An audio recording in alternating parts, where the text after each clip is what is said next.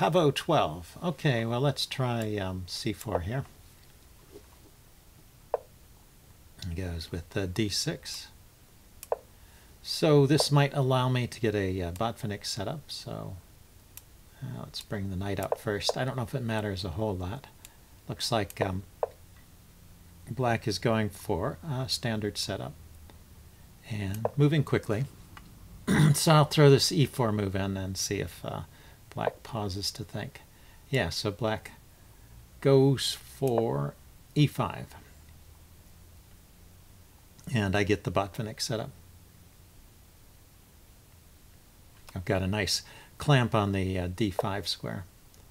And I'm going to defend the center with the pawn on d3. So we're getting to that Botvinnik setup here. If he takes, I don't mind. Let's I castle first. I'm going to kick the bishop and ask it if it really wants to. Does it really want to take? But I want the king to be in a position to come to h7 in case the queen and the bishop decide to set up a battery on h6. Okay, so now bishop to e3 is the normal move. Bishop to g5, he would probably just kick it, so it would end up going back there anyway. And I might put my king on h7. Oh, he plays that move, so he sets up the battery, so I put the king on h7. Sometimes you want to put it there anyway, because the next step is to break, and the only break here is with f5. I've got all my pieces out, and black's knight is still back here on the queen side, so just on general terms this should be a good time for me to break, and I don't see anything wrong tactically with playing that move immediately. He's got, with this c6 pawn, he keeps me from hopping into the d5 square with my knight, so that's something he has going. So what do I want to do here? I can bring my queen to f3 to line up on the f file, but I think knight is fairly stable there, defended by the bishop, so I think more likely I want to double with rooks on the f-file and also set up a potential battery here. But let's start with the rooks. So what's he going to do? He's going to play knight to g5 and get 3 pieces looking at that pawn.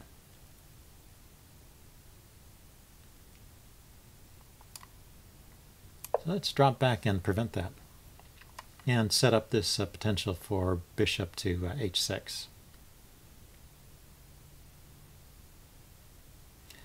And I can still double on the f-file. I think this looks like a good position for me.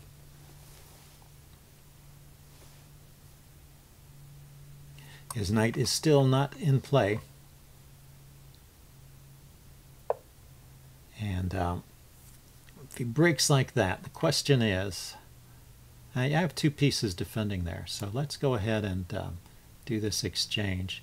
If he pushes the pawn, I can just take with the knight. If he takes, I can take with the knight.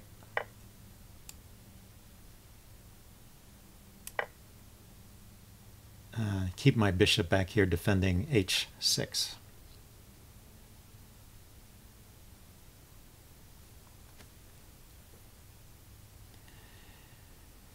And well, now this knight controls the g.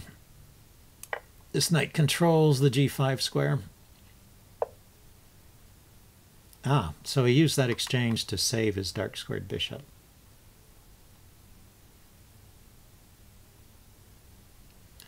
So here's an idea. Knight to g4, g5 rather, and when he trades, I'm threatening rook to the back rank with check, and that would win a queen for rook and bishop. So I actually have to take back with the queen first.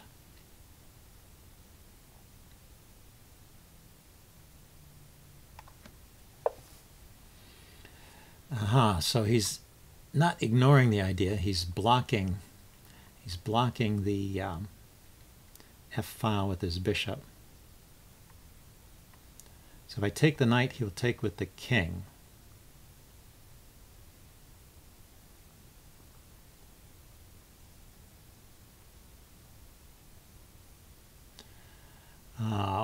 I could bring my queen in and then play knight to F5.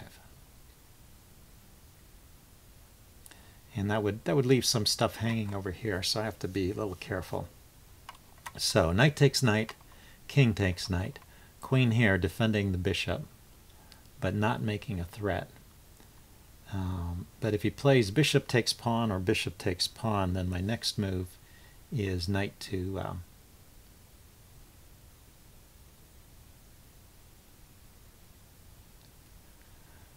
F5.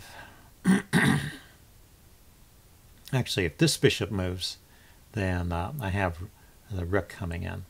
So this bishop is kind of stuck here. If the other bishop moves, then I play knight to F5. Let's go ahead and do this.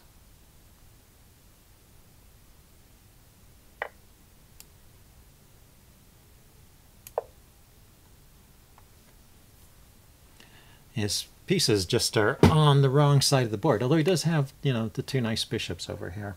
But his queen, rook, and knight are all over here. So we'll see how quickly he can get those into the game and if I can get something going here first. If this bishop is out of the way, then I can kick this bishop back and break through on G6.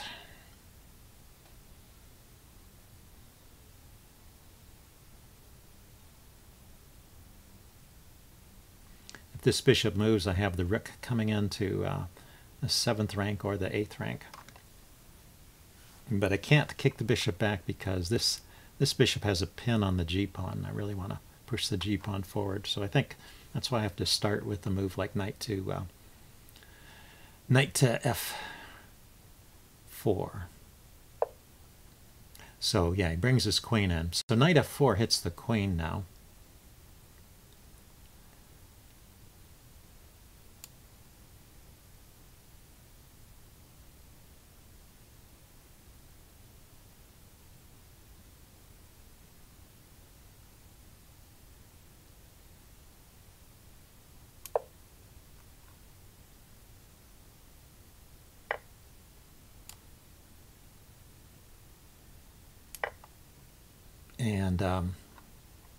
And also have my bishop. So he's finally getting his knight into the game and also his rook. So yeah, maybe just in time.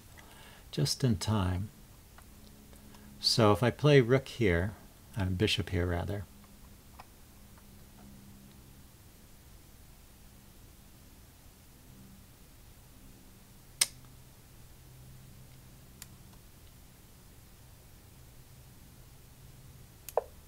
let's see. Does he have the nerve to take on h6? That's the question.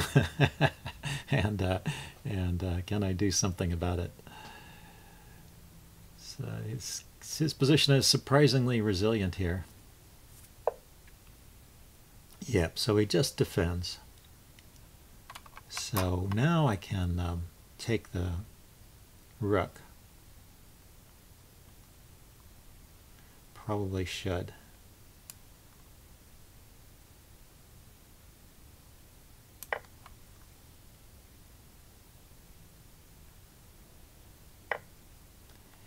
And then let's get rid of this bishop. Well, if I take the bishop, though, his queen will come in and give a check. And how about if I take the bishop with the rook? He has to take back with the pawn. Then I have this check. This is nice. Pawn takes rook, and bishop takes pawn check. Wins the queen. All right, well, a nice game, a little bit short, but interesting, I thought.